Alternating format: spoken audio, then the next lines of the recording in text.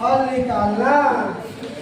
तो देखो यहाँ हो गया प्रश्नावली 4.3 का क्वेश्चन नंबर 2 में दूसरा, निम्न द्विघात समीकरण के मूल यदि निकास्त्वित हो तो द्विघाती सूत्र का उपयोग करके ज्ञात कीजिए। ठीक है, जैसे क्वेश्चन नंबर पहला 2x² - 7x + 3 = 0। ठीक है, चलिए इस क्वेश्चन को फिर हम दोबारा एक बार और समझाते हैं ताकि सभी स्टूडेंट 100% समझ जाए, इसका सॉल्यूशन निकाल ले, ताकि एग्जाम में ये क्वेश्चन बार बार हर आता है। तो देखो इसमें a का वैल्यू 2 होगा, b का वैल्यू -7 होगा और c का वैल्यू 3 होगा। इसलिए b बराबर ba² - 4ac, b का वैल्यू भर देंगे -7 का स्क्वायर, 4 गुने a का वैल्यू 2 होगा और c का वैल्यू 3 होगा। -7 को -7 से गुणा करेंगे 50 आएगा, 4 गुने 3 का 24 होगा, घटके कितना आएगा 25। देख रहा है स्टूडेंट? सब किसी को समझ में आ रहा है? बस स्टूडेंट, अब देखो अल्फा = -b + √d/2a। अब यहाँ b का वैल्यू भर देंगे -7, b का वैल्यू आया हुआ है 25 भरने के रूप में और 2 × a का वैल्यू 2 भर देंगे। ठीक है, माइनस माइनस प्लस यानी 7 होगा, 25 का वर्गमूल निकाल देंगे 5 आएगा और 2 में 2 से गुणा करेंगे तो 4 होगा, 7 में 5 जोड़ देंगे 12। अब भाई कितना होगा 4, 4 का पहला 3 बार बढ़ देंगे कट जाएगा, 4 से कितना होता है 12। ठीक उसी प्रकार अब बीटा निकालें, बीटा बराबर -b -√d/2a हो जाएगा और b का वैल्यू कितना आ गया -7 और d का वैल्यू कितना आ गया 25 रूप में /2 × a का वैल्यू कितना हो गया 2 माइनस माइनस प्लस 25 का वर्गमूल 5 और 2 में 2 से गुणा मारेंगे कितना आएगा 4, 7 में से 5 घटा देंगे 2/4 हो जाएगा, 2 दूनी 4 कट जाएगा 1/2 आ जाएगा। इसलिए हमारे पास 2 मूल आ गए, एक 3 आया, एक 1/2 आया। सब विद्यार्थी बना लेगा? बस ठीक है, उतार लो और एक क्वेश्चन और समझाते हैं तुम लोगों को। अब स्टूडेंट दूसरा क्वेश्चन देखिए, ये भी क्वेश्चन पहले जैसा ही क्या होगा सोल्व होगा। ठीक है, तो फिर तुम लोगों को हम इस क्वेश्चन को फिर से समझा रहे हैं। ध्यान दो, a का वैल्यू 2 होगा, फिर बोलो b का वैल्यू 1, c का वैल्यू समझ में आ गया। इसलिए b = तुम बोलो ba² - 4ac। यहाँ क्या करेंगे b का वैल्यू भर देंगे 4 × a का वैल्यू 2 होगा, c का वैल्यू -4, 1 का स्क्वायर 1 माइनस माइनस प्लस 4 × 8 का 32 और 32 में 1 जोड़ देंगे तो कितना हो जाएगा 83, यानी d का वैल्यू 0 से क्या हो गया बढ़ा गया। इसका अर्थ है कि मूल संभव है। तो अल्फा = -b + √d/2a, यहाँ माइनस को उतार देना है और d का वैल्यू देख करके भर देना है, +√d का वैल्यू देख करके भर देना है और 2 × a का वैल्यू भी देख करके भर देना है। कितना आसान है, हैं? गाँव में स्टूडेंट कहता है कि सर भारी भारी क्वेश्चन दे दिया होता है। -1 बताओ 33 का वर्गमूल निकलेगा नहीं, या रूट में ही रह जाएगा। आज 2 में 2 से गुणा करेंगे 4, अब यह नहीं जोड़ा जाएगा नहीं घटाया जाएगा, क्योंकि एक हो गया पर गया और एक हो गया अपवर्ड। अब देखिए बीटा बड़ा minus B plus minus root under D by 2a। अब बीटा निकालने के लिए इसमें भी फॉर्मूला का किया और इसके वैल्यू को भर रहे हैं।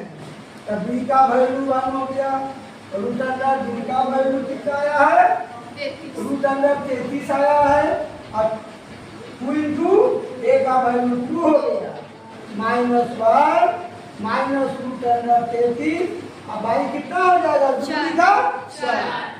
इसलिए हमारे पास दो मूल प्राप्त हुए, एक आया -1 plus root under 33 by 4 comma -1 minus root under 33 by 4। इसलिए हमारा क्या आया, आंसर आया। समझ आ गया? चलो अब स्टूडेंट ध्यान दें, 3 नंबर क्वेश्चन, या द्विघाती सूत्र से मूल ज्ञात करना है और या द्विघात समीकरण है। तो सबसे पहले क्या करो, तुम सब बताओ, बहुत समझाएगा। बोलो ए का वैल्यू कितना होगा, स्टूडेंट बी वैल्यू कितना होगा, 3 होगा, सी कितना होगा, अब लोग क्या निकालेंगे, डी निकालेंगे। डी का सूत्र लिखेंगे dx माइनस, और यहाँ किसका वैल्यू भरेंगे, बी का कितना भरेंगे, 4√3 भरेंगे, और बी का स्क्वायर है, इसमें इसके वैल्यू का भी क्या होगा, स्क्वायर। अब यहाँ से 4 उतार लेंगे, यहाँ ए का वैल्यू भर देंगे और यहाँ सी का वैल्यू भर देंगे। बोलो स्टूडेंट कितना आ गया, और उसका टूटने के बाद 48। हाँ 48 आएगा, क्योंकि 4 में 4 से गुना होगा तो 16, स्क्वायर हटता है तो रूट हटता है तो 3 आ जाएगा, तो 16 में 3 से गुना कर देंगे तो कितना हो जाएगा, 48। आईजी हो जाएगा 4 चौका 16 48, घट के कितना आ गया, 0 आ गया। ठीक है, तो इसका अर्थ है कि मूल संभव है, और जो दो मूल निकलेंगे अल्फा बीटा, दोनों का सेम आंसर आएगा। क्योंकि इसका कंडीशन आता है कि जब d = 0 हो जाता है तो मूल वास्तविक और समान बताता है। समान का अर्थ हुआ जो अल्फा आएगा वही बीटा भी आएगा। चलो निकाल के देखा जाए, alpha = -b plus root under d by हो जाएगा 2। यहाँ b का वैल्यू हो गया 4√3 और d का वैल्यू कितना आया, 0। अब बाई 2 इंटू a का वैल्यू 4 हो गया। अब देखो यहाँ -4√3 को जब करके हम उतार देंगे, बोलो स्टूडेंट 0 का वर्गमूल कितना होगा, 0 होगा। अब 2 में 4 से गुना करेंगे तो कितना आएगा, 8 आएगा। माइनस प्लस माइनस घटा देंगे, घटाने के बाद कितना आ जाएगा, -4√3 और बाई 8 आ जाएगा। कटेगा तो काट देंगे, 4 दूनी के 8 तक लिया, यानी -√3 बाई कितना आया, 2 आ गया। अब बीटा निकालेंगे, तो beta = -b minus root under d by 2 हो जाएगा। तो b का वैल्यू कितना बता रहा है, 4√3 और d का वैल्यू 0 भर दिया गया, और 2 इंटू a का वैल्यू 4 भर दिए। यहाँ आ गया -4√3, 0 का वर्गमूल 0 बाई 2 में 4 से गुना कितना आएगा, माइनस माइनस प्लस, दोनों को जोड़ देंगे, -4√3 बाई 8 आ जाएगा, काट देंगे 4 लिखा, यानी -√3 बाई कितना आया, 2। देखो दोनों आंसर्स क्या है, सेम आ गए।